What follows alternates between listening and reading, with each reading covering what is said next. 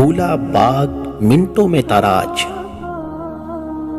حضرت عیسیٰ علیہ السلام کے آسمان پر اٹھا لیے جانے کے تھوڑے دنوں بعد کا واقعہ ہے کہ یمن میں صنعاء شہر سے 2 کوس کی دوری پر ایک باغ تھا جس کا نام زردان تھا۔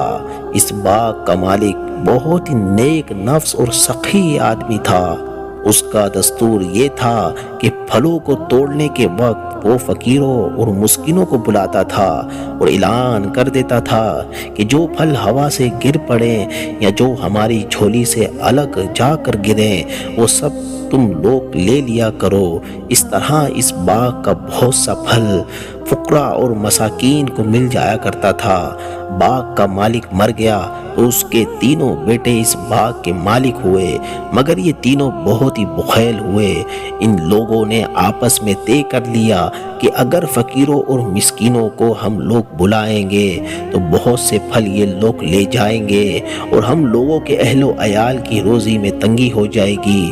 چنانچہ ان تینوں بھائیوں نے قسم کھا کر یہ طے کر لیا کہ سورج نکلنے سے قبل ہی چل کر ہم لوگ باغ کا پھل توڑ لیں گے تاکہ فقراء اور مسکین کو خبر ہی نہ ہو۔ چنانچہ ان لوگوں کی بد نیتی کی نحوست نے یہ اثر بد دکھایا کہ ناگہاں رات ہی میں اللہ تعالیٰ نے باغ میں ایک آگ بھیج دی جس نے پورے باغ کو جلا کر خاک سیاہ کر ڈالا اور ان لوگوں کو اس کی خبر بھی نہ ہوئی۔ یہ لوگ اپنے منصوبے کے مطابق رات کے آخری حصے میں نہایت خاموشی کے ساتھ پھل توڑنے کے لیے روانہ ہو گئے اور راستے میں چپکے چپکے باتیں کرتے تھے تاکہ فقیروں اور مسکینوں کو خبر نہ مل جائے۔ لیکن یہ لوگ جب باغ کے پاس پہنچے تو وہاں جلے ہوئے درختوں کو دیکھ کر حیران رہ گئے۔ چنانچہ ایک بول پڑا کہ ہم لوگ راستہ بھول کر کسی اور جگہ چلے آئے ہیں، مگر ان میں سے جو بانسبت دوسرے بھائیوں کے کچھ نیک نفس تھا اس نے کہا کہ ہم راستہ نہیں بھولے ہیں بلکہ اللہ تعالیٰ نے ہم لوگوں کو پھلوں سے محروم کر دیا ہے، لہٰذا تم لوگ خدا کی تسبیح پڑھو۔ تو ان سبھوں نے یہ پڑھنا شروع کر دیا کہ سبحان ربنا ان کنا ظالمین، یعنی ہمارے رب کے لیے پاکی ہے، ہم لوگ یقیناً ظالم ہیں کہ ہم نے فقراء اور مساکین کا حق مار لیا۔ پھر وہ تینوں بھائی ایک دوسرے کو ملامت کرنے لگے اور آخر میں یہ کہنے لگے، ترجمہ کنز الایمان، امید ہے کہ ہمیں ہمارا رب اس سے بہتر بدل دے، ہم اپنے رب کی طرف رخ بدلاتے ہیں۔ حضرت عبداللہ بن مسعود رضی اللہ تعالی عنہ نے فرمایا کہ ان لوگوں نے سچے دل سے توبہ کر لی تو اللہ تعالیٰ نے ان لوگوں کی توبہ قبول فرما لی اور پھر ان لوگوں کو اس کے بدلے ایک دوسرا باغ عطا فرما دیا جس میں بہت زیادہ اور بہت بڑے بڑے پھل آنے لگے۔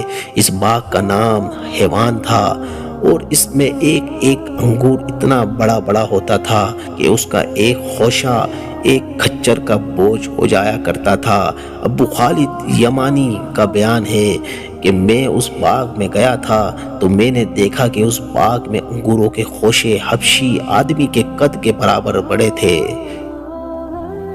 پیارے دوستو، اس واقعے سے سبق ملتا ہے کہ سخاوت اور نیک نیتی کا اثر مال میں خیر و برکت اور مال کی فراوانی ہے، اور بخیلی اور بد نیتی کا ثمرہ مال کی ہلاکت اور بربادی ہے۔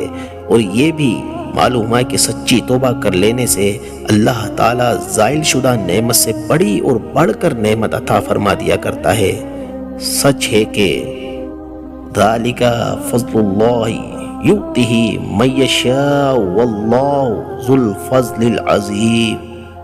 ویڈیو اچھی لگی ہو تو لائک کیجئے، شیئر کیجئے، کومنٹ میں اپنی رائے کا اظہار بھی کیجئے۔ اسی طرح ہمارے ساتھ جڑے رہیے۔ ملتے ہیں اگلی ویڈیو میں ایک اچھے واقعے کے ساتھ۔